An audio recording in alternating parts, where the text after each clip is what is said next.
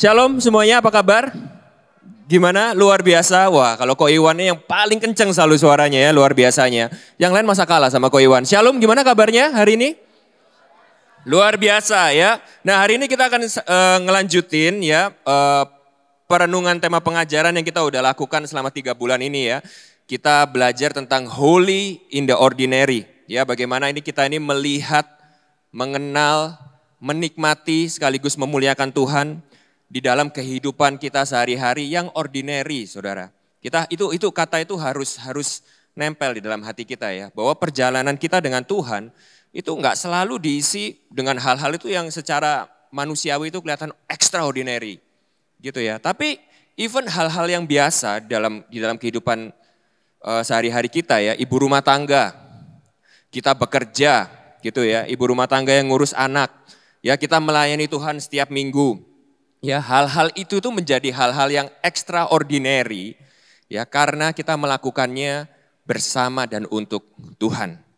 Ya, John Piper kan bilang Tuhan itu selalu melakukan 10.000 hal dalam kehidupan kita, tapi kita seringkali itu cuma ngelihat 3, saudara. Nah, itu problemnya kita ya. Jadi selama 3 bulan ini kita udah belajar banyak bagaimana kita melihat Tuhan. Di yang pertama itu kan yang pertama worship, ya melihat Tuhan di lewat ibadah kita, ya lewat doa kita, lewat ibadah-ibadah keseharian kita. Lalu yang kedua, bulan lalu kita belajar tentang work, ya bagaimana kita melihat dan mengalami menikmati Tuhan itu di dalam pekerjaan kita. Kita melihat pekerjaan kita tuh dengan lensa Injil. Nah, hari ini kita sampai ke yang terakhir. Ya, jadi senggol kanan kirinya bilang yang terakhir gitu ya. Yang terakhir, akhirnya yang terakhir kita akan merenungkan bagaimana kita melihat wealth kita, harta kita melalui lensa Injil. Ya, wealth ini enggak cuma bicara tentang uang. Sekali lagi senggol kanan kiri bilang, jangan mikir uang mulu bro, gitu ya. Karena harta itu bukan hanya bicara tentang uang, ya. Yang menjadi harta kita tuh bisa waktu, kesehatan, talenta, bahkan keluarga, itu juga adalah harta kita. Ya. Nah, selama sebulan ini kita nanti akan ngelihat bagaimana kita mengelola uang kita, bagaimana kita akan mengelola waktu kita, bagaimana kita akan mengelola talenta kita ya untuk kemuliaan Tuhan dengan lensa Injil. Nah, minggu ini saya akan mulai wealth yang pertama, itu memang saya akan berbicara dalam konteks uang. Karena ini yang paling umum, ya. Tapi sekali lagi, pada waktu saudara merenungkan kebenaran firman hari ini, saudara akan juga bisa aplikasikan ini bukan hanya uang saja ya. Tapi saudara akan bisa pikirkan ini dalam konteks hal-hal yang penting sebenarnya, yang saudara itu anggap harta di dalam kehidupan saudara. Oke, nah kita akan melihat tentang satu isu yang sebenarnya itu menjadi musuh utama kita dalam kita ini menggunakan harta kita ini untuk menikmati Tuhan, melayani Tuhan dan memuliakan Tuhan. Isu ini adalah sesuatu yang kita sebut dengan nama greed, ketamakan, keserakahan. Nah, sebelum saudara berdiri dan pulang karena saudara merasa, aku bukan orang yang tamak, aku bukan orang yang serakah. Tadinya ini judulnya mau saya bikin gospel and greed gitu ya saudara ya. Tapi kayaknya kok terlalu mengintimidasi sekali gitu ya. Jadi saya kasih judul gospel and wealth gitu ya. Nah, sebelum saudara merasa kayak, aku ini bukan orang yang tamak. Saudara mesti tahu ya bahwa ketamakan ini adalah sebuah isu hati yang secara khusus ya. Nanti kita akan sama-sama belajar itu ya. Yang Tuhan Yesus itu memerintahkan kepada kita untuk pay extra attention, berwaspada lebih, berhati-hati lebih dengan isu yang satu ini. Bu Charlotte mungkin setuju dengan saya ya, tapi selama pengalaman penggembalaan saya ya, ini adalah sebuah isu yang paling jarang disadari dan diakui oleh seseorang. Saya sering dengar orang bilang gini, Ko Anthony, Pastor Anthony, iya aku ini sadar aku ini masih sombong. Atau bahkan ada yang bilang, aku ini orangnya masih dikuasai hawa nafsu loh. Aku ini masih suka tergoda sama hal-hal yang hawa nafsu gitu ya. Aku ini masih duniawi gitu ya. Tapi saya tuh hampir gak pernah saudara dengar orang itu bilang sama saya, iya aku ini serakah. Aku ini geragas, aku ini tamak. Jarang saudara, saya jujur bilang hampir gak pernah gitu ya. Jadi isu satu ini kita harus pay extra attention. Ya, karena isu ketamakan ini adalah sebuah isu yang insidious. Saudara tahu kata insidious? Kalau suka nonton filmnya, itu film horor, Pastor, bukan ya. Kata insidious itu artinya ini tuh sesuatu tuh yang bisa dengan cerdik gitu ya, dengan licik itu kayak diam-diam itu masuk ke dalam hati kita dan kita nggak menyadarinya. Oke? Nah hari ini kita akan merenungkan ini ya, tentang ketamakan. Oke, kita sama-sama baca Matius 6 ayat 19 sampai 24.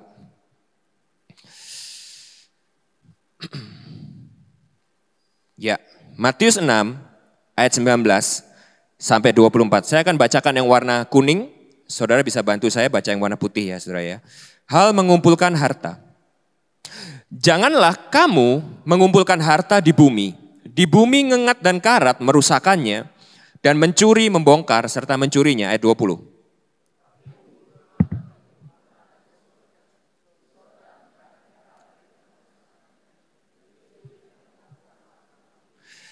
Karena di mana hartamu berada, di situ juga hatimu berada. Saudara garis bawah itu. Kalau saudara baca Alkitab fisik, saudara stabilo itu ayat 21. Ayat 22.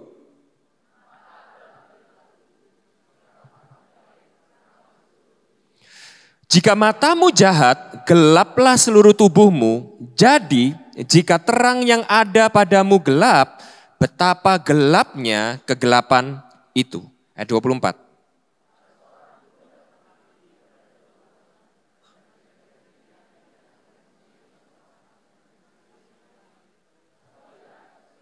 Kepada seorang dan tidak mengindahkan yang lain. Kamu tidak dapat mengabdi kepada Allah dan kepada Mammon. Nah, saya pengen saudara pay extra attention ya. Saudara sangat perhatikan kata memasihi dan membenci, kata setia dan tidak mengindahkan yang lain. Karena tidak dapat mengabdi kepada Allah dan kepada Mammon. Saudara pay attention itu. Nah, saya juga akan ajak saudara untuk melihat satu account lagi ya, yang tertulis di Lukas 12 ayat 15 sampai 21.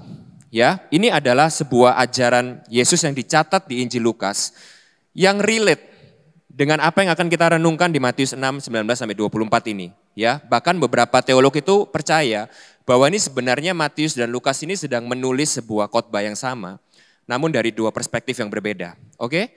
Dan ada juga yang bilang, "Oh, ini bukan khotbah yang sama ini adalah dua khotbah yang berbeda." Tapi ini tuh adalah khotbah yang sering dikhotbahkan oleh Yesus. Sehingga kita harus mencatat ini karena ini adalah topik yang penting. Oke? Nah, dua implikasi ini gak ada bedanya, sama aja. Kesimpulannya adalah kita akan merenungkan ini juga untuk memperkaya perenungan kita pada waktu kita akan merenungkan Matius 6 tadi. Karena ini sesuatu yang penting. Ya, Lukas 12, 15 sampai 21 berkata seperti ini. Saya akan bacakan buat saudara, saudara pay attention kepada saya. Orang kaya yang bodoh, garis bawahi kata bodoh. Katanya lagi kepada mereka, berjaga-jagalah dan waspadalah terhadap segala ketamakan, sebab walaupun seorang berlimpah-limpah hartanya, hidupnya tidaklah tergantung daripada kekayaannya itu. Kemudian ia mengatakan kepada mereka suatu perumpamaan, katanya, ada seorang kaya, tanahnya berlimpah-limpah hasilnya, dan ia bertanya dalam hatinya, apakah yang harus aku perbuat? Sebab aku tidak mempunyai tempat di mana aku dapat menyimpan hasil tanahku. Lalu katanya, inilah yang akan aku perbuat. Aku akan merombak lumbung-lumbungku dan aku akan mendirikan yang lebih besar dan aku akan menyimpan di dalamnya segala gandum dan barang-barangku. Ayat 19, sesudah itu aku akan berkata kepada jiwaku, jiwaku, ada padamu banyak barang tertimbun untuk bertahun-tahun lamanya. Beristirahatlah, makanlah, minumlah, dan bersenang-senanglah. Tetapi firman Allah kepadanya, hai engkau orang bodoh. Sekali lagi ya saudara, garis bawahi kata bodoh. Karena ini counter intuitif dengan pikiran dunia kita. Karena pikiran dunia kita, kaya dan bodoh itu tidak bersejajar saudara. Secara dunia kita mikir orang kaya itu bukan orang bodoh, orang kaya itu orang pintar. Benar nggak? Nggak ada orang bodoh itu jadi kaya. Benar ya saudara ya? Jadi saudara harus garis bawahi kata bodoh di sini karena ini penting sekali untuk perenungan kita hari ini. Pada malam ini juga jiwamu akan diambil daripadamu dan apa yang telah kau sediakan untuk siapakah itu nanti. Ayat 21, demikianlah jadinya dengan orang yang mengumpulkan harta bagi dirinya sendiri, jikalau ia tidak kaya di hadapan Allah. Oh, jadi kita tahu sekarang definisinya bodoh di sini. Jadi orang kaya yang bodoh bagi Tuhan itu adalah orang yang kaya bagi dirinya sendiri, tapi tidak kaya di hadapan Allah. Itu yang akan jadi tema utama perenungan kita hari ini. Apakah kita kaya di hadapan manusia atau kita kaya di hadapan Allah? Oke, kita akan bahas 3 hal di sini ya. Saya bagi menjadi 3 hal. Yang pertama kita akan lihat warning for greed, ya, peringatan untuk ketamakan. Lalu yang kedua kita akan melihat diperbudak oleh ketamakan, ya, bagaimana caranya kita ini bisa diperbudak oleh ketamakan itu, enslaved by greed. Dan yang ketiga kita akan lihat kemerdekaan dari ketamakan itu seperti apa dan bagaimana caranya. Oke, yang pertama ya, kita mulai dengan the warning for greed dulu. Tapi sebelumnya saudara, kita lihat background konteksnya dulu ya. Nah, Matius 6 ini merupakan ayat yang kita baca tadi ya, itu merupakan satu bagian dari sebuah khotbah serinya Tuhan Yesus ya, yang kalau saya bisa bilang itu mungkin bukan hanya yang salah satu yang paling terkenal, tapi salah satu yang paling penting yang kita kenal dengan nama khotbah di bukit ya, Sermon on the Mount. Itu kalau saudara lihat itu dari Matius 5 sampai Matius 7. Nah, kenapa ini bisa dibilang adalah khotbah yang penting, yang signifikan ya. Banyak teolog atau ahli-ahli Alkitab itu yang percaya bahwa ini itu adalah manifestonya Tuhan Yesus. Saudara tahu arti kata manifesto? Siapa di sini yang tahu arti kata manifesto? Bukan pesto ya saudara, kalau pesto itu pasta ya. Bukan juga manifestasi ya, bukan ya, beda ya saudara ya. Ini mungkin saya jelaskan kepada saudara karena habis gini mau pemilu, tahun depan mau pemilu. Nah ini kata yang sangat erat hubungannya dengan pemilu ya. Manifesto itu adalah pernyataan secara umum, secara publik yang biasa itu dilakukan oleh seorang pemimpin ya. Pada umumnya itu adalah pemimpin politik. Jadi kalau nanti kita sebentar lagi ini akan masuk musim pemilu ya saudara ya. Kalau saudara itu melihat tokoh-tokoh yang mencalonkan dirinya, itu biasanya mereka tuh kampanye, mereka ngapain saudara? Mereka mengumumkan ya kepada orang-orang, nih kalau kamu pilih aku, ini yang jadi visiku, misiku. This is my government. Ini adalah pemerintahanku. Ya, ini adalah goalku. Ini adalah program kerjaku. Nah, itu adalah manifesto. Saudara ya. Nah, ini penting. Kenapa? Karena pada waktu Yesus ini mengkhotbahkan khotbah di atas bukit, ya, pada waktu di zaman Yesus itu orang-orang itu yang melakukan sebuah deklarasi di atas bukit, itu biasanya adalah orang-orang tokoh-tokoh politik yang mereka tuh mengumumkan kepada orang-orang yang akan mengikuti dia, ini loh, kalau kamu ikut aku, this is the way of my government. This is the way of my leadership. Oke? Nah, Yesus dia datang sebagai raja. Dia melakukan manifestonya kepada orang-orang yang mengikuti dia. Dengan dia itu mengkhotbahkan apa sebenarnya yang menjadi ciri khas, value, visi, dan cara kerajaannya. Oke? Oleh sebab itu Matius 5 kalau saudara baca itu dimulai dari sabda bahagia. Yang banyak orang bilang ini adalah the value of the kingdom of God. Yang kalau kita baca, saudara, saya nggak ada waktu untuk mengkhotbahkan itu hari ini karena itu bakal satu khotbah sendiri ya. Yang kalau saudara itu perhatikan itu aneh saudara. Karena value-value-nya itu adalah value-value yang upside down. Berbanding kebalik dengan value dunia. Ya kalau saudara itu lihat biasanya kalau orang tokoh politik atau raja dunia ini kan kalau bikin value adalah berbahagialah kalian yang akan kaya, sukses, kuat. Tapi Tuhan Yesus saudara memulai manifestonya dia berkata seperti ini, berbahagialah mereka yang miskin di hadapan Allah. Berbahagialah mereka yang menangis. Berbahagialah mereka yang menderita oleh karena namaku. Berbahagialah mereka yang lembut hatinya, bukan yang kuat, bukan yang hebat. Tapi itu lain cerita di lain hari, ya saya nggak bahas itu. Lalu kemudian setelah itu Tuhan Yesus bilang kamu adalah garam dan terang dunia. Dia memulai dengan menunjukkan identitas warga kerajaannya. Yaitu kalau kamu masuk kerajaanku, kamu adalah garam dan terang dunia. Lalu setelah itu saudara, Tuhan Yesus itu memulai sesuatu yang banyak ahli teolog itu bilang sebagai perikop paling depressing di dalam Alkitab. Karena setelah itu Yesus itu memulai sebuah pengajaran yang memberikan sebuah standar moralitas itu yang sangat tinggi. Dan ajaran itu dimulai dari ayat ke-17 ini. Pada waktu Yesus berkata, Janganlah kamu menyangka bahwa aku datang untuk meniadakan hukum Taurat atau kitab para nabi. Aku datang bukan untuk meniadakannya, melainkan untuk menggenapinya. Dan kalau saudara baca ini lanjut ya, terus ya, perikop ini ditutup dengan seperti ini. Kalau kebenaranmu tidak lebih daripada ahli-ahli Taurat dan orang Farisi, engkau tidak akan masuk ke dalam kerajaan surga. Apa artinya saudara? Artinya itu adalah gini. Pada waktu Yesus itu memulai kalimat ini, Yesus itu pengen memperingatkan orang-orang yang hadir pada waktu itu, yang merasa, seperti tadi katekismus sudah dibahas oleh Albert ya, seperti orang yang merasa datang kepada Tuhan Yesus itu merasa bahwa aku sudah menaati semua hukum itu. Lalu pada waktu Tuhan Yesus itu bilang, oh kalau kamu nggak lebih dari ahli Taurat dan pemuka agama kebenaranmu, maksudnya apa? Orang Farisi dan ahli Taurat pada waktu itu ya saudara, mereka tuh merasa mereka tuh sudah taat hukum Yesus. Hukum Musa, hukum Taurat. Tapi masalahnya di sini.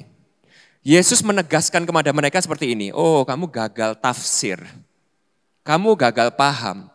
Bahwa sebenarnya yang diminta oleh hukum Taurat dan hukum agama itu bukan cuma sekedar ketaatan yang kelihatan di luar. Tapi ketaatan yang tulus, yang sungguh, yang paling penting itu adalah motivasi hatimu pada waktu kamu melakukan ketaatan itu. Jadi setelah itu Yesus itu memulai ajarannya dengan berkata seperti ini. Kamu kira kamu sudah tidak membunuh? Oh jangan lupa. Perintahnya itu bukan sekedar jangan membunuh. Tapi kalau kamu sudah menyakiti, kamu sudah membenci saudaramu, maka sebenarnya kamu sudah melanggar perintah itu. Kamu kira jangan mencuri? Oh jangan salah. Bukan cuma sekedar mencuri. Tapi kalau kamu sudah mengingini yang jadi milik saudaramu, itu kamu itu sama. Kamu juga sudah berbuat kejahatan di hadapan Allah. Kamu kira jangan bersaksi dusta? Oh jangan cuma sekedar sumpah ini sumpah itu. Udah kamu konsisten aja integritas. Iya, tidak. Kalau kamu gagal melakukan itu, sumpahmu lebih baik kamu tidak usah bersumpah. Tidak ada artinya. Ya, lalu terus menerus sampai akhirnya yang kita udah pelajari di bulan lalu saudara ya. Hal berdoa, Yesus mengajar tentang berdoa. Yesus mengajar tentang berpuasa. Yesus mengajar tentang memberi sedekah. Tapi ini yang penting saudara ya. Masalah itu bukan cuma sekedar kamu berdoanya, kamu berpuasanya, kamu memberi sedekahnya. Tapi kamu tuh berdoa untuk apa? Pada waktu kamu berdoa, hatimu tuh seperti apa?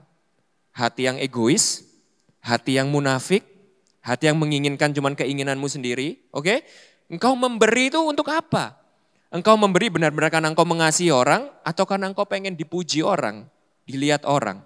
Ya, nah lalu lanjut. Ini adalah sambungannya, saudara. Matius 6 ini adalah sambungannya itu. Yaitu hal mengumpulkan harta. Nah kenapa saya tuh memulai backgroundnya supaya saudara ngerti ya. Gini saudara ya. Karena bekerja dan mengumpulkan harta itu bukan hal yang jelek sebenarnya. Oke? Kita harus paham di sini dulu ya. Karena ada teologi satunya yang ekstrim. Gak boleh kaya. Gak boleh mengumpulkan harta. Itu salah. Kenapa? Karena pada waktu mengajar ini jelas. Yesus menyandingkan bekerja dan mengumpulkan harta itu sama seperti beribadah. Sama. Hal berdoa, hal memberi sedekah, hal berpuasa, hal mengumpulkan harta.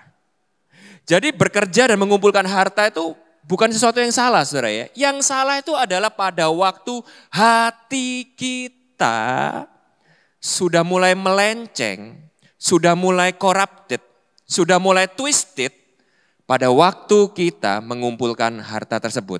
Ya, nah jadi hari ini kita akan melihat saudara ya, apa hubungannya hati kita dengan harta kita. Oke? Kita mulai yang pertama. Sampai di sini masih ngikutin saya? Sekali lagi coba senggol kanan kirinya bilang santai bro, jangan tegang gitu dong. Santai. Ini hari Minggu ya, nggak boleh tegang saudara ya. Tegang.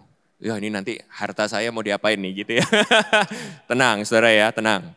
Oke, yang pertama the warning for greed. Ya, Lukas 12 ayat 15 tadi berkata seperti ini. Katanya lagi kepada mereka, berjaga-jagalah dan waspadalah terhadap segala ketamakan. Perhatikan kata segala ya. Jadi ketamakan ini bisa mengambil banyak bentuk. Hati-hati. Serakah itu bisa mengambil banyak bentuk. Bahkan kadang itu bisa dalam bentuk-bentuk yang baik. Jadi Tuhan Yesus memulai ini dengan sebuah warning yang jelas. Berjaga-jaga. Waspada, pay extra attention terhadap ketamakan. Nah sekali lagi ya, disclaimer ya, sekali lagi. Alkitab tidak pernah menegatifkan ide untuk kita tuh kaya, bekerja ya saudara ya. Ini adalah salah satu ayat, sorry saya mesti bilang ini ya, yang sering kalau disalahgunakan, itu dipakai menjadi alasan untuk kita itu males. Kalau saya boleh minta maaf sekali lagi nih ya, terutama pada para hamba-hamba Tuhan di tempat ini. Kita sering merasa bahwa mencukupkan diri di dalam Yesus. Cukup, kita tidak perlu excellent, kita tidak perlu sampai kaya. Itu duniawi. Salah ya saudara ya, salah besar. Alkitab tidak pernah menegatifkan untuk kita tuh bekerja sungguh-sungguh. Dan kalau kita bekerja sungguh-sungguh, itu pasti salah satu buahnya. Itu adalah kekayaan. Itu bukan sesuatu yang jelek. Oke? Malah banyak ayat di Alkitab itu yang mendukung ide untuk kita tuh bekerja keras sungguh-sungguh dan kita tuh bisa menggunakan kekayaan kita untuk melayani Tuhan dan memuliakan Tuhan. Oke, jadi ini bukan ayat untuk kemalasan. Ini bukan ayat untuk pembelaan diri ya saudara. Nah, kalau gitu gini, kalau kaya dan mengumpulkan harta saja itu bukan berarti tamak. Kalau gitu apa kata kuncinya yang membuat sesuatu itu menjadi sebuah ketamakan? Itu yang kita perlu pelajari ya. Nah hari ini kita akan lihat tiga hal ini kalau saya bisa bilang adalah keywords yang saudara itu harus perhatikan di dalam hati saudara. Dan ini tuh bisa menjadi sebuah alarm yang berbunyi di dalam hati saudara untuk saudara itu mulai menyadari kalau ada ketamakan di dalam hati saudara. Dan ini saya berkata gini, ini termasuk di dalam hati saya sendiri. Oke, 3 hal ini. Yang pertama, perhatikan kata ini saudara ya. Nah, di ayat 19, ini personal opinion ya. Kalau saya pribadi, saya tuh jujur kurang terlalu suka dengan terjemahan baru Alkitab, TB. Ya, karena menurut saya TB ini agak kurang akurat ya. Sering banyak kata-kata tuh yang kalau nggak muncul, agak sedikit ditambahin, jadi agak miss ya.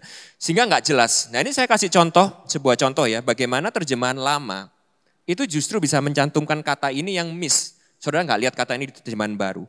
Yaitu kata ini saudara. Janganlah kamu menghimpunkan harta benda bagi dirimu.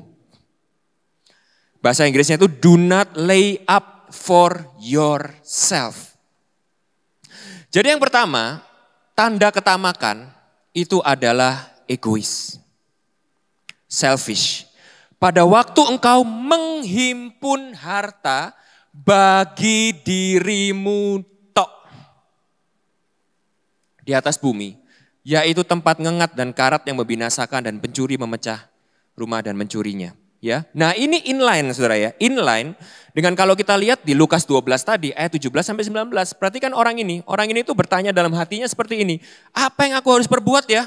Sebab aku ini udah gak punya tempat lagi untuk nyimpen kekayaanku. Lalu katanya ini yang akan aku perbuat. Aku akan merombak lumbung-lumbungku, mendirikan yang lebih besar. Aku akan menyimpan di dalamnya segala gandum dan barang-barangku. Lalu aku bisa berkata kepada jiwaku, aman sekarang sudah tertimbun untuk bertahun-tahun lamanya. Beristirahat, makan, minum dan bersenang-senangnya. Hai jiwaku. Inline ya saudara ya. Jadi yang pertama bahaya ketamakan, saudara tahu kalau saudara itu udah mulai tamak pada waktu saudara itu orientasi kekayaan saudara, orientasi harta saudara. Ini bisa uang, bisa talenta, waktu, itu semua saudara itu fokuskan, pakaikan untuk diri saudara sendiri.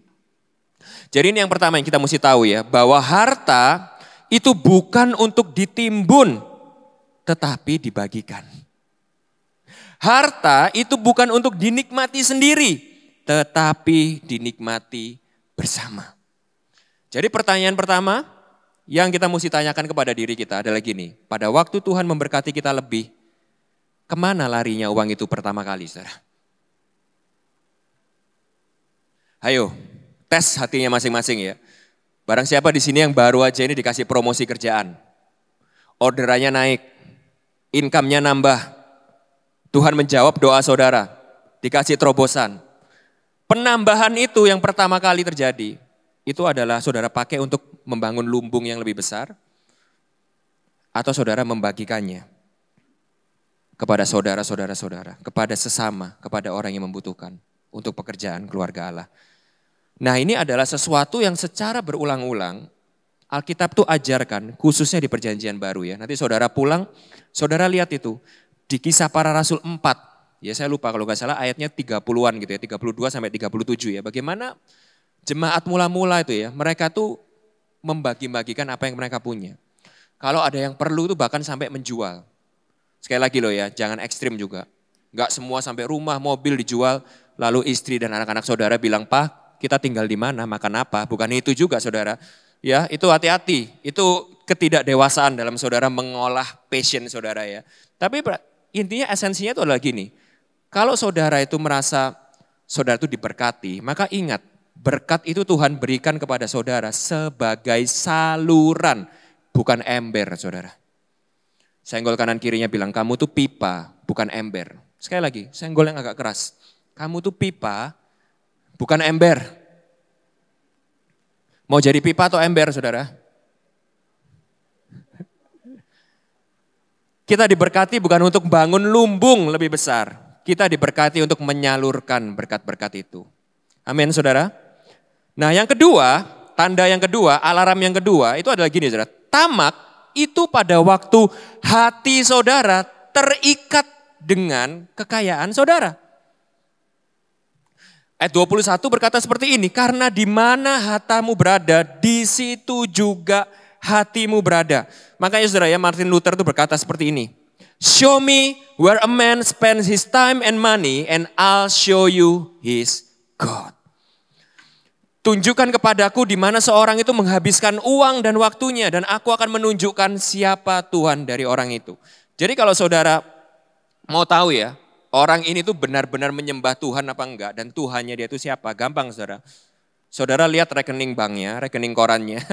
Saudara cek invoice di dompetnya dia. Saudara lihat dia itu paling sering spend waktu di mana, ngejar apa, pakai uangnya, hartanya itu di mana. Udah, saudara mau bilang Tuhanku, Tuhan Yesus. Di mana hartamu berada, di situ hatimu berada.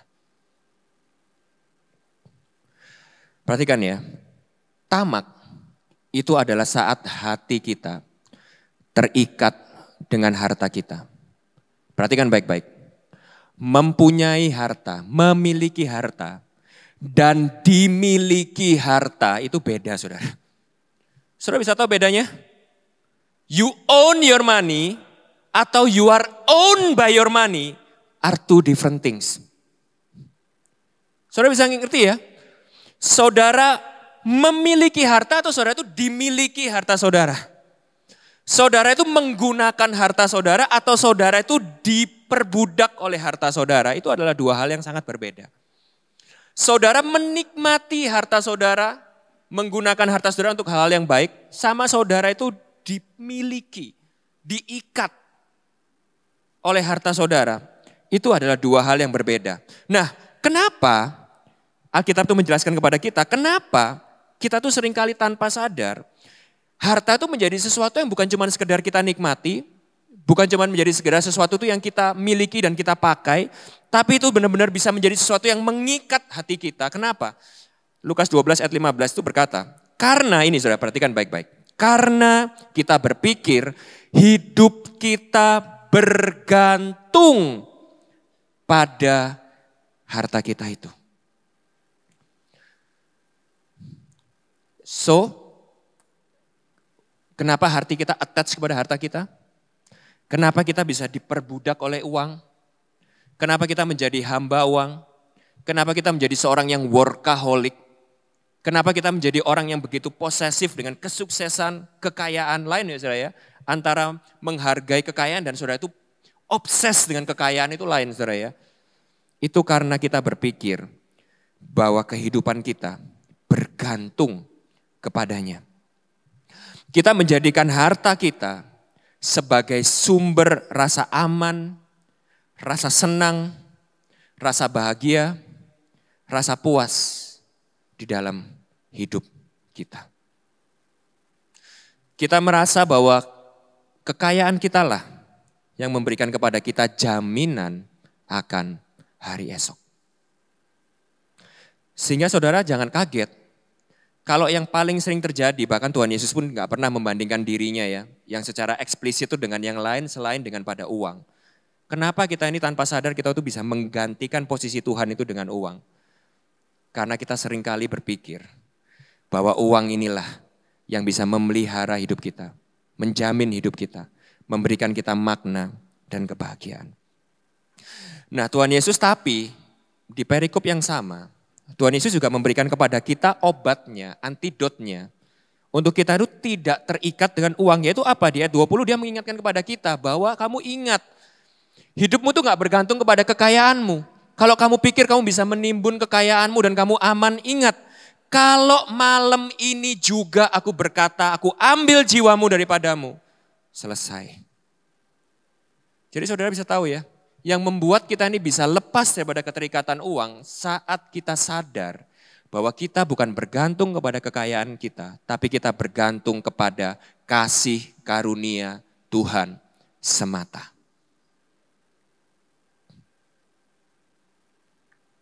Lalu yang ketiga, nah ini yang paling berat saudara. Ini yang paling berat. Kali ini jangan senggol kanan kirinya, kali ini tepuk-tepuk dadanya sendiri. Bilang, yang ini kita harus refleks dengan dalam. Saya harus ngomong yang ketiga ini bisa potensi untuk menyinggung banyak daripada kita ya, termasuk hati saya sendiri. Tapi memang goal saya adalah untuk menyinggung hati saudara pada pagi hari ini. Karena yang ini tuh harus kita reflektifkan sampai ini menjadi sesuatu yang ofensif untuk hati kita. Tapi ini bagus untuk hati kita. Sekali lagi bilang gitu, ini bakal baik untuk hati kita. Refleks ya saudara, perhatikan baik-baik, ini yang paling bahaya. Yang ketiga, Tuhan Yesus itu mulai memberikan sebuah warning yang serius. Dia berkata seperti ini. Ini yang paling bahaya. Karena kalau ketamakan itu adalah gini. Pada waktu uang, harta, kekayaan itu sudah membutakan matamu. Ayat 22 sampai 23 berkata seperti ini. Mata adalah pelita tubuh. Jika matamu baik, teranglah seluruh tubuhmu. Namun jika matamu jahat, gelaplah seluruh tubuhmu. Jadi jika terang yang ada padamu gelap, betapa gelapnya kegelapan itu. Kenapa dia ngomong, Tuhan Yesus ini ngomong mata gelap ini dalam khusus kaitannya dengan uang saudara ya. Karena uang itu punya power, punya kuasa untuk menggelapkan mata kita. Saudara tahu apa yang terjadi pada waktu mata kita gelap? Kita jadi nggak bisa lagi membedakan mana yang baik dan mana yang buruk. Mana yang benar, mana yang salah. Mana yang rohani, mana yang duniawi. Mana yang fana, mana yang kekal. Mana yang menjadi kehendak Allah dan mana yang menjadi kehendak Mamon, itu kita udah tidak bisa membedakan lagi. Karena uang sudah menggelapkan mata kita. Nah, apa yang terjadi? Pada waktu uang sudah membutakan mata kita, itu saat semua yang kita lihat, semua yang kita imajinasikan, semua yang kita upayakan, semua yang kita anggap benar, semua kita korbankan demi, semua kita ukur dengan ujung-ujungnya uang. Dan saudara perhatikan baik-baik ya, saya pengen saudara itu mengimajinasikan ini saudara. Karena Tuhan Yesus itu memberikan perumpamaan ini gini, dia membandingkan gini, coba bandingkan mana yang lebih parah. Seseorang yang matanya itu baik di dalam ruangan yang gelap, atau seseorang matanya gelap di tengah-tengah situasi yang terang, mana yang lebih bahaya saudara?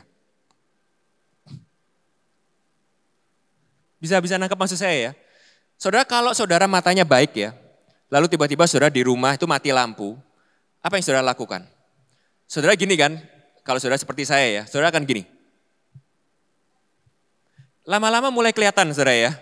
Lama-lama saudara mulai bisa kelihatan, oh oke, mataku masih oke. Lama-lama meskipun pertamanya gelap, lama-lama saudara bisa mulai kelihatan. Oh ini aku gak boleh kesini nih. Aku kalau kesini aku nabrak meja. Aku kalau kesini aku nabrak kulkas. Aku masih bisa lihat jalan. Oh ke situ itu kamarku. Ke situ itu pintu rumah. Oke? Saudara bisa bayangin kalau orang itu matanya yang gelap. Bukan ruangannya loh yang gelap. Ini matanya yang gelap. Itu di tengah-tengah keadaan yang terang sekalipun, dia tidak bisa melihat sekitarnya. Saudara tahu orang yang sudah digelapkan oleh uang?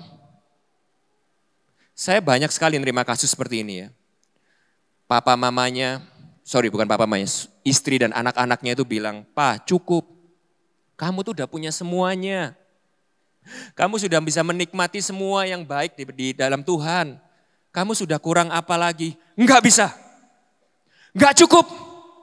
Aku harus terus dapat uang lebih banyak." Enggak cukup. Mengorbankan istri dan anak-anaknya demi mengejar uang yang tidak akan pernah habisnya. Padahal orang di sekitarnya lihat orang ini kayak gini, kurang apa ya nih orang ya?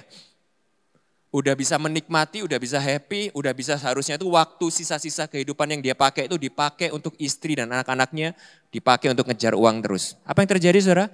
Buta. Saudara juga sering melihat orang seperti ini, gila. Dia kan orang gereja, pelayan Tuhan, kok bisa curang kayak gitu, ngelakuin hal kayak gini, kok bisa? Kok bisa ya? Uang membutakan kita saudara. Kok bisa ya? Hamba Tuhan yang dipakai seperti itu. Ini peringatan buat saya dan semua pemimpin dan kita-kita rekan-rekan yang di sini. Ingat, money has this kind of power untuk membutakan kita. Dan pada waktu kita buta dengan uang, kita nggak bisa lagi membedakan hati nurani kita. Yang baik, yang benar, yang salah, yang keliru, yang hitam, yang putih. Karena semua yang kita lihat adalah uang yang bisa memuaskan kita, memelihara kita, memberikan kepada kita kesenangan, memberikan kepada sukacita. Dan kita perhatikan baik-baik ya.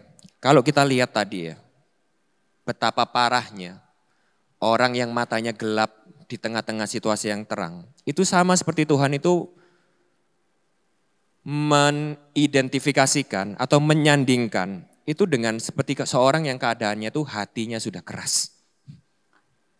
Saudara bisa lihat ini ya, kemiripannya ya. Yeremia 17 ayat 9 berkata seperti ini. Betapa liciknya hati. Lebih licik daripada segala sesuatu. Hatinya sudah membatu. Siapakah yang dapat mengetahuinya? Sama ya saudara ya. Jadi jika terang yang ada padamu gelap. Betapa gelapnya kegelapan itu. Kalau hatimu sudah keras karena uang. Sudah membatu, siapa yang dapat menyadarinya? Jadi sekali lagi tepuk-tepuk saudara. Jangan sampai uang membutakan aku. Nah ini bahayanya. Makanya poin yang kedua, kita mesti tahu bahwa ketamakan itu punya kuasa untuk membelenggu dan memperbudak kita. Dari segala isu idolatry, ya dari segala isu berhala, Alkitab memberikan kepada kita pay extra attention untuk yang satu ini. Karena yang satu ini yang paling insidious, yang satu ini yang bisa mengikat hatimu dan membutakan matamu. Dan kalau kamu gak sadar, kamu sudah dibelenggu dan diperbudak olehnya. Ini sebabnya banyak orang tidak sadar, mengira dirinya menyembah Tuhan, padahal dirinya sedang menyembah Mamon. Ini bukan Anthony Pribudi yang bilang saudara ya. Karena, perhatikan baik-baik, Karena Alkitab berkata seperti ini, ayat 24. Tidak ada seorang pun, lihat ya, tadi setelah yang pertama itu adalah hati-hati tamak. Lalu yang kedua, hidupmu jangan bergantung samanya, kamu jangan mengumpulkan bagi dirimu sendiri.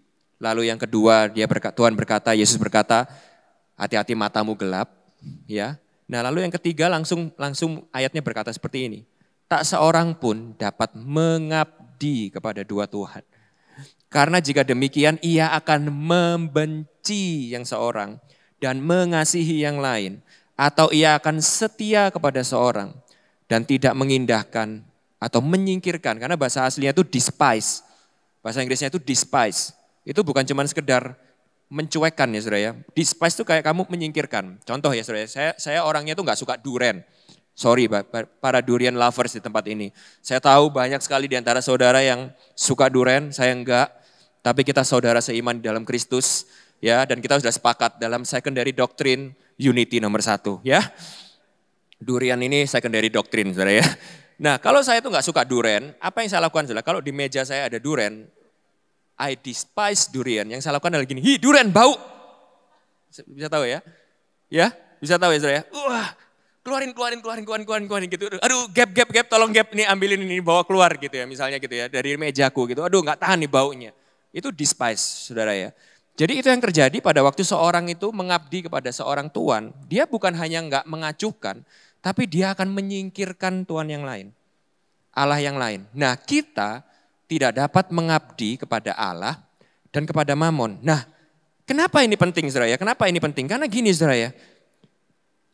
Kalau saudara itu mencintai uang, tapi kita nggak sadar ini, hati kita sudah terikat, mata kita sudah dibutakan, dan kita ini tanpa sadar kita ini sebenarnya, meskipun mulut kita bilang kita ini menyembah Tuhan, mencintai Tuhan, tapi hati kita ini sebenarnya kita sedang mengabdi kepada Mamon. Ini bahayanya. Tinggal tunggu waktu. Suatu saat kita akan membenci Tuhan dan menyingkirkan Tuhan dari dalam hidup kita. Kenapa? Karena kalau kita mengabdi kepada Mamon, maka Tuhan adalah ancaman terbesar kita untuk kekayaan kita. Karena kalau kita mencintai uang, maka kita akan menggunakan Tuhan untuk mendapatkan uang itu. Makanya perhatikan baik-baik, kita mengabdi kepada yang satunya. Kita menggunakan uang untuk kita menggunakan Tuhan untuk mendapatkan uang. Dan kita akan membenci Tuhan pada waktu kita tidak mendapatkannya. Bisa ngerti ya maksud saya ya saudara ya? Bisa ngerti ya maksud saya ya?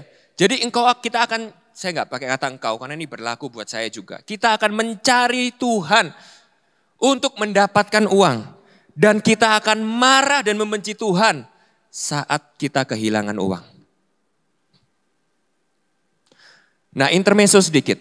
Karena ini sangat berbahaya di dalam hati kita, intermezzo sedikit ya. Kenapa di gereja ini, kalau saudara berkunjung ke tempat ini, mungkin saudara di gereja saudara punya kebijakan yang lain, kita hormati. Ya, ini secondary doctrine, tapi kita merasa ini sesuatu yang penting buat gereja kita.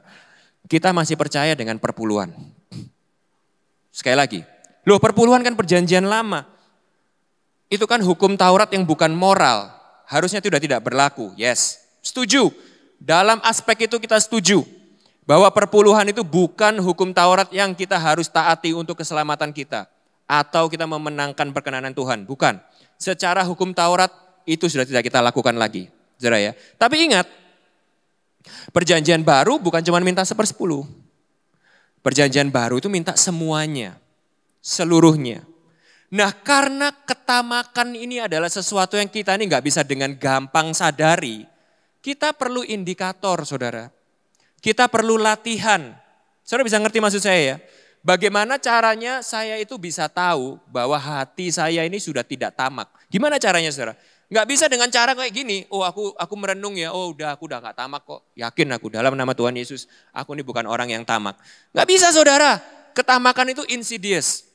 Jadi perlu ada indikatornya. Indikatornya gimana? Gini saudara, kalau saudara mau tahu hati saudara itu adalah 100% untuk Tuhan, latihanlah dengan rutin ngasih 10%.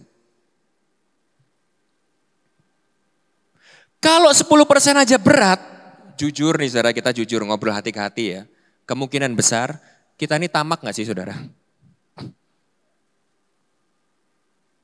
Bisa ngerti ya maksud saya ya? Jadi sekali lagi loh ya, kita gak melakukan ini dengan sudut pandang legalisme. Ayo di sini jangan ada yang menghakimi. Itu Pak jemaat yang itu gak perpuluhan itu, gak diselamatkan. No, ingat Galatia bilang apa? Nanti kita akan belajar itu sama-sama ya. Bahwa kita sudah merdeka di dalam Kristus. Tapi kemerdekaan kita itu untuk kita bisa melayani memuliakan Tuhan. Ingat, perpuluhan kita tetap lakukan sebagai, catat ini baik-baik ya, disiplin rohani untuk menjaga hati kita dari ketamakan. Kita ngasih persembahan, perpuluhan, yes, supaya pelayanan ini bisa terus didanai, memberkati banyak orang, itu pastilah, itu logis saudara ya. Saya nggak pengen kita debat urusan itu ya. Emangnya para staff full timer pelayanan ini semuanya pakai daun bukan pakai uang. Kan ya enggak, itu kita udah sama-sama tahu gitu ya. Tapi yang paling penting itu perpuluhan saudara itu bukan buat saya, bukan buat Pak Chandra, bukan buat cuman pastoral di sini, buat kita happy-happy, bukan saudara. disiplin rohani untuk menjaga hati kita dari ketamakan.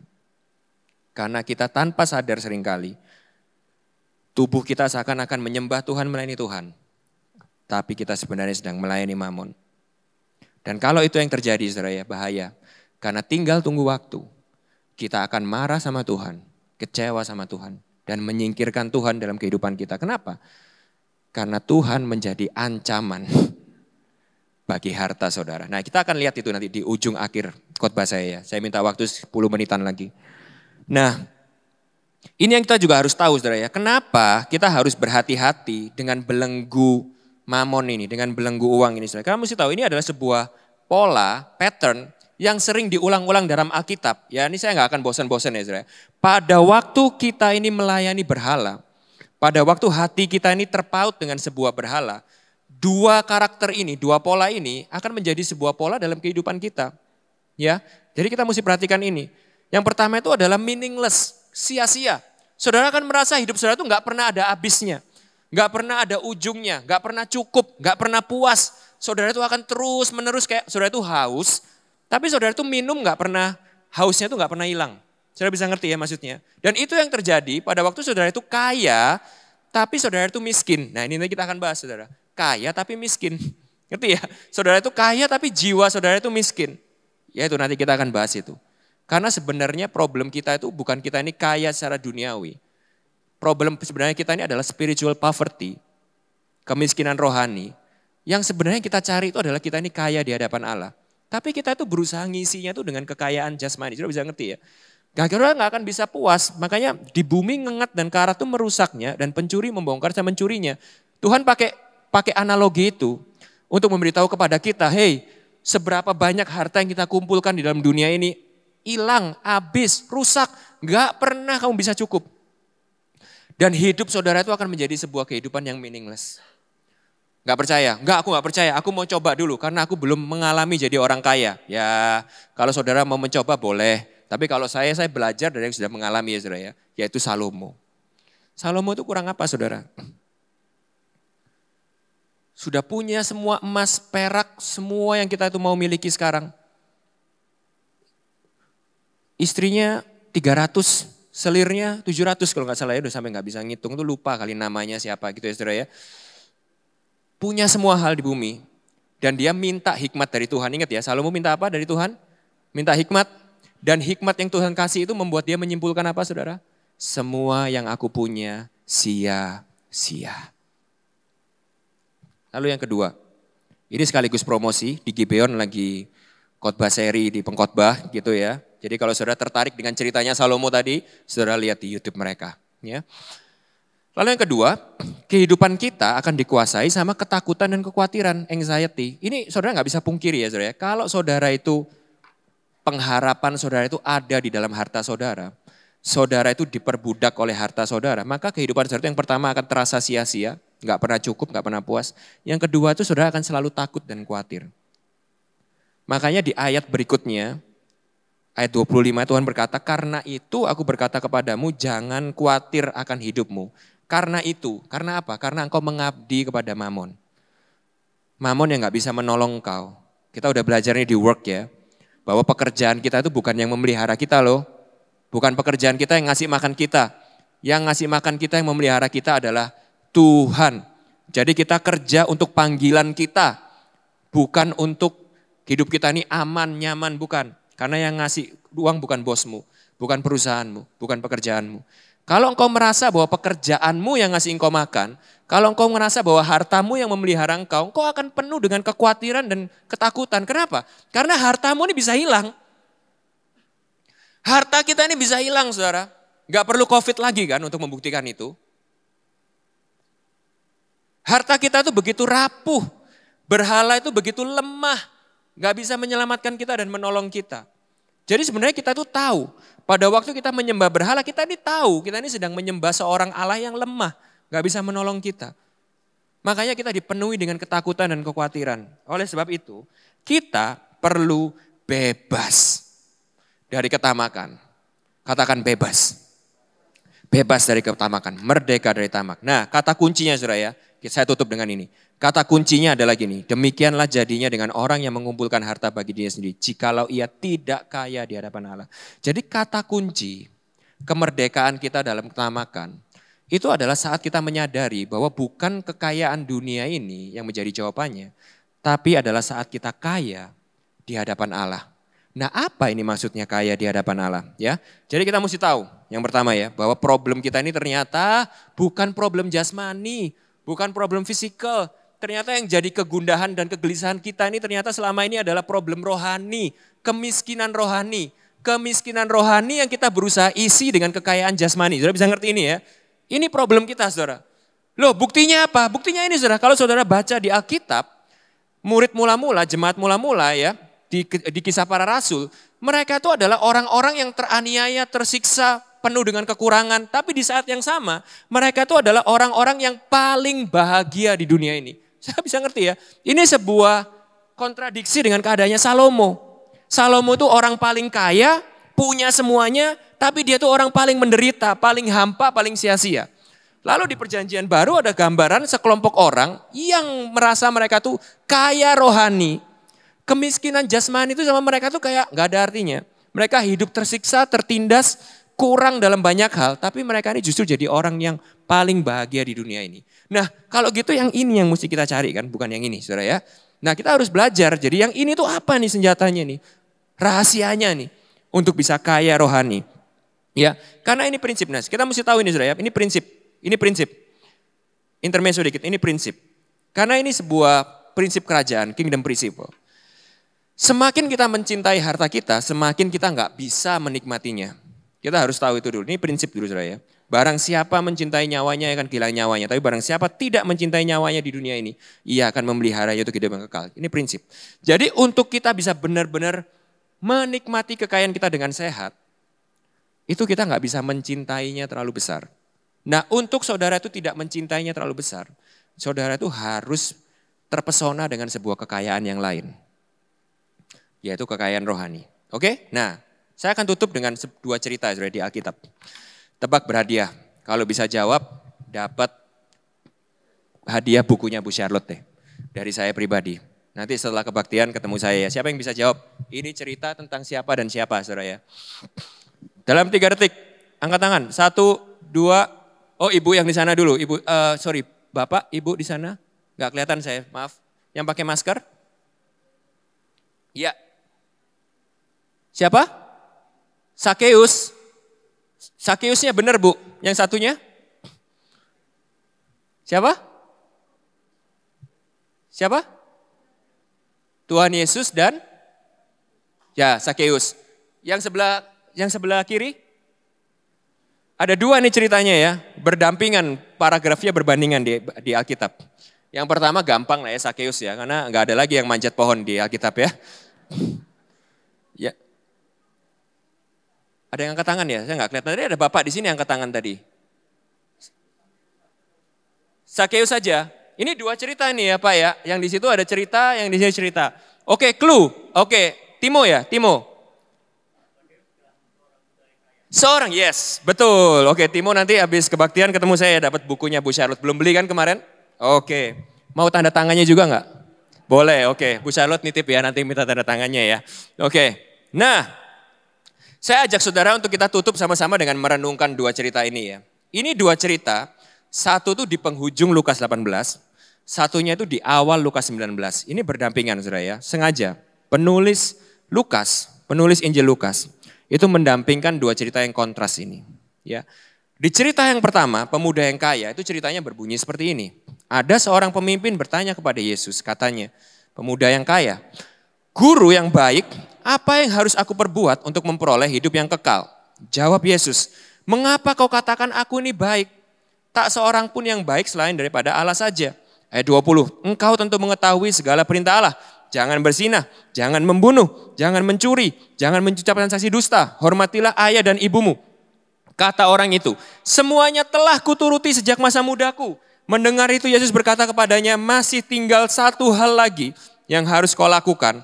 Juallah segala yang kau miliki dan bagi-bagikanlah itu kepada orang miskin, maka engkau akan beroleh harta di surga. Kemudian datanglah mari dan ikutlah aku. Nah ayat 23 perhatikan baik-baik. Ketika orang itu mendengar perkataan itu, ia menjadi amat sedih sebab ia sangat kaya. Perhatikan baik-baik ya. 10 perintah Allah ada berapa saudara? Ada 10. Pada waktu orang ini tanya kepada Yesus, aku mau masuk kerajaan surga itu gimana? Yesus jawab 10? Enggak. Yang dikasih Yesus itu adalah perintah dari perintah ke 5, 6, 7, 8. Oke? Cuman half yang satu aja yang dikasih Tuhan Yesus. Tuhan Yesus enggak nyebutin yang the first half. Kenapa saudara? Karena gini saudara ya. Saudara mesti tahu bahwa saudara itu tidak akan bisa menaati perintah Allah yang separuh ini kalau saudara itu enggak menaati yang pertama. Tadi Albert sudah sebutkan ya di katekismusnya.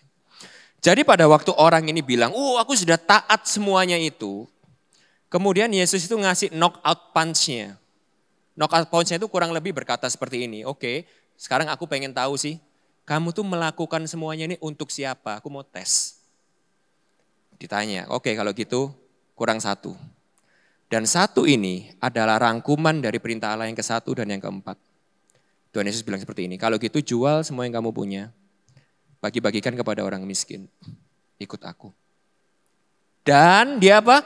Dia menjadi, hore, yes, sekarang aku bisa ikut Yesus. Gitu saudara? Enggak. Dia jadi, harusnya kan senang ya saudara ya. Dia sudah melakukan perintah Allah yang ke-5 sampai yang 10 itu. Dan dia dapat Yesus, harusnya senang enggak? Tapi dia sedih. Nah sekarang saya kasih tahu saudara ya. Sangat mungkin untuk kita ini taat kepada Yesus. Tapi bukan untuk Yesus. Sangat mungkin kita taat kepada Yesus, tapi bukan untuk Yesus. Tapi untuk diri kita sendiri. Sehingga pemuda yang kaya ini lupa. Pada waktu dia berkata seperti itu, aku sedih, aku gak mau melakukan itu semua. Dia lupa. Bahwa ingat loh ya, perintah Allah itu yang utama bukan kita langgar kepada sesama kita. Tapi justru kepada Tuhan yang memberi perintah itu. Pada waktu dia bilang, aku gak mencuri, aku sudah melakukan itu. Kamu sudah mencuri daripada aku. Aku gak berzinah. Pada waktu hartamu lebih penting bagi kamu daripada aku. Kamu sudah berzinah di hadapanku. Aku sudah menghormati ayah dan ibuku. Iya, tapi kamu gak menghormati bapamu yang sejati. Kamu seperti anak bungsu itu, kamu cuma mau menikmati berkat-berkatnya, tapi kamu pergi dari rumah, kamu gak hidup untuk kemuliaan bapamu. Pemuda kaya ini lupa bahwa justru dia sudah mencuri, berzinah, tidak menghormati bapaknya yang sejati. Walaupun di tengah-tengah ketaatannya. Nah apa yang terjadi saudara? Yang pertama perhatikan baik-baik ya. Bagi pemuda kaya ini, Tuhan hanyalah sarana untuk mendapatkan segala kekayaannya. Sehingga pada waktu Tuhan Yesus meminta apa yang menjadi perintah Allah yang pertama dan sampai keempat itu. Dia gak sadar bahwa justru semua perintah itu dia sudah langgar terhadap Tuhan. Dia lupa bahwa yang berdiri di hadapannya itu juga ada seorang pemuda yang kaya juga. Malah jauh lebih kaya daripada dia. Pemuda kaya yang ada di depannya ini justru adalah pemuda kaya yang memiliki segala alam semesta. Yang sudah memberikan yang dia punya untuk dinikmati pemuda ini. Tapi pemuda ini lupa. Dan dia menolak itu, dia gagal untuk melihat value Yesus yang sebenarnya. Karena Yesus menjadi ancaman bagi kekayaannya. Perhatikan baik-baik, Yesus menjadi ancaman bagi kekayaannya. Sehingga dia dengan sedih meninggalkan Yesus. Nah bagaimana dengan satu orang yang lain? Ini sebuah cerita yang disandingkan, Sakeus ini juga seorang yang kaya, perhatikan baik-baik, ditulis jelas. Yesus masuk ke kota Yeriko, berjalan terus melintasi kota itu, di situ ada seorang bernama Sakeus, kepala pemungut cukai dan ia seorang yang kaya sama saudara ya. Tapi bedanya ini, ia berusaha untuk melihat apakah Yesus itu. Tetapi ia tidak berhasil karena orang banyak sebab badannya pendek. Maka berlarilah ia mendahului orang banyak, lalu memanjat pohon ara untuk melihat Yesus yang akan lewat di situ. Ketika Yesus sampai ke tempat itu, ia melihat ke atas dan berkata, Sakeus, segeralah turun, sebab hari ini aku harus menumpang di rumahmu. Perhatikan baik-baik. Kalau yang tadi langsung sedih dan pergi, yang ini perhatikan baik-baik. Lalu Sakeus segera turun dan menerima Yesus dengan sukacita. Ayat 7, tetapi semua orang melihat hal itu bersungut-sungut, katanya ia menumpang di rumah orang berdosa. Garis bawahnya kata berdosa ya. Ayat 8, tetapi Sakeus berdiri dan berkata kepada Tuhan, Tuhan, setengah dari milikku akan kuberikan kepada orang miskin, dan sekiranya ada sesuatu yang kuperas dari seseorang akan kukembalikan 4 kali lipat.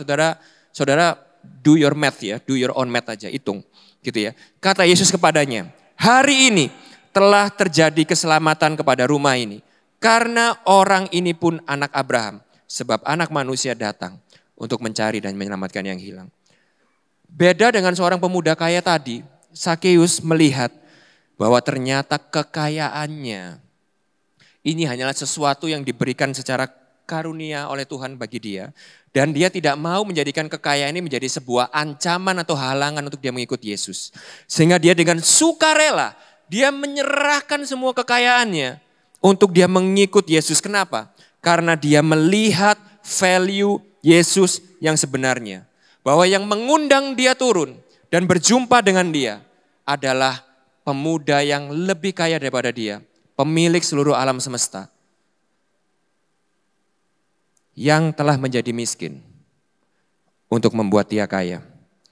Sehingga Sakeus secara otomatis, kalau yang pemuda kaya tadi kan berusaha menaati hukum Taurat, ternyata malah melanggar semua hukum Taurat. Sakeus secara otomatis memenuhi semua hukum Taurat. Nah, apa yang dilihat Sakeus? Ini saudara ya. Ini juga jawaban kita, saya tutup dengan ini. Bagaimana kita bisa menjadi kaya di hadapan Allah. 2 Korintus 8 ayat 9 berkata seperti ini. Karena kamu telah mengenal kasih karunia Tuhan kita Yesus Kristus. Bahwa ia yang oleh karena kamu. Bilang sama dirimu, karena aku. Karena aku. Jangan senggol istri, jangan senggol suami. Karena aku. Menjadi miskin. Sekalipun ia kaya. Supaya kamu, aku, menjadi kaya. Oleh karena kemiskinannya. Ini yang dilihat Sakeus. Inilah yang dimaksud Yesus dengan harta sesungguhnya di surga itu. Apa sih saudara? Sekarang saya tanya sama saudara, apa sih harta yang paling berharga di surga itu apa sih kira-kira? Yesus itu sendiri. Kekayaan kita ini cuma alat. Alat untuk kita itu bisa mengenal Yesus, menikmati Yesus, dan melayani Yesus. Melihat dengan lensa Injil, kita sadar saudara ya, bahwa kita ini adalah orang-orang yang bangkrut rohani, miskin rohani, yang tadinya itu seharusnya kita nggak layak untuk menikmati semua kebaikan ini. Tapi Yesus yang kaya itu menjadi miskin bagi kita. Untuk kita ini bukan cuma sekedar kaya secara jasmani, tapi kaya di hadapan Allah. Pada waktu kita menyadari itu saudara ya, kita nggak akan mungkin menukar Yesus dengan kekayaan-kekayaan yang fana. Gak mungkin saudara. Kalau kita menyadari Injil ini, bahwa yang memanggil kita, bahwa yang menjadi Tuhan kita, bahwa yang kita layani, itu adalah Tuhan semesta alam yang sudah menjadi miskin, menyerahkan dirinya, tidak menganggap kesetaraannya dengan Allah itu sebagai sesuatu yang milik yang harus dipertahankan, melainkan mengosongkan dirinya, menjadi rupa seorang hamba, mati bagi kita. Itu adalah Tuhan yang sedang kita layani. Tidak mungkin kita menukar Tuhan itu dengan harta-harta yang sifatnya itu fana dan tidak berharga. Itu seperti kita menukar berlian dengan kotoran babi. Jadi ini kesimpulannya saudara ya. Saya tutup dengan ini kesimpulannya. Yang pertama, tidak ada gunanya kita menjadi orang terkaya di dunia kalau kita miskin di hadapan Allah. Yang kedua, masalah utama kita adalah kemiskinan rohani, bukan jasmani atau material. Kita tidak bisa memuaskan kemiskinan rohani ini dengan kekayaan dunia, nggak bisa saudara. Kita mau berusaha kaya seperti apapun tidak akan pernah bisa menyelesaikan dan memuaskan masalah kita. Karena sebenarnya yang kita cari itu adalah kita dipulihkan bersama-sama dengan Allah. Kita dibenarkan di hadapan Allah, kita menjadi kaya di hadapan Allah. Nah, bagaimana kita bisa kaya rohani di hadapan Allah? Bukan seperti pemuda kaya itu. Yang hanya sekedar berbuat amal sosial agamawi untuk mendapatkan kekayaan itu. Bukan saudara, tapi dengan menyadari kebangkrutan rohani kita. Dan menerima Injil sama seperti Sakeus. Dan Injil itu yang akan merubah hati kita. membuat hati kita bisa menikmati harta kita dengan benar. Yakni sebagai alat, sekedar alat. Bukan Tuhan, bukan Tuhan yang memelihara kita, sekedar alat untuk melayani dan menikmati Tuhan kita yang sebenarnya. Mari kita berdoa. Saya undang pemain musik, kita persiapkan perjamuan kudus.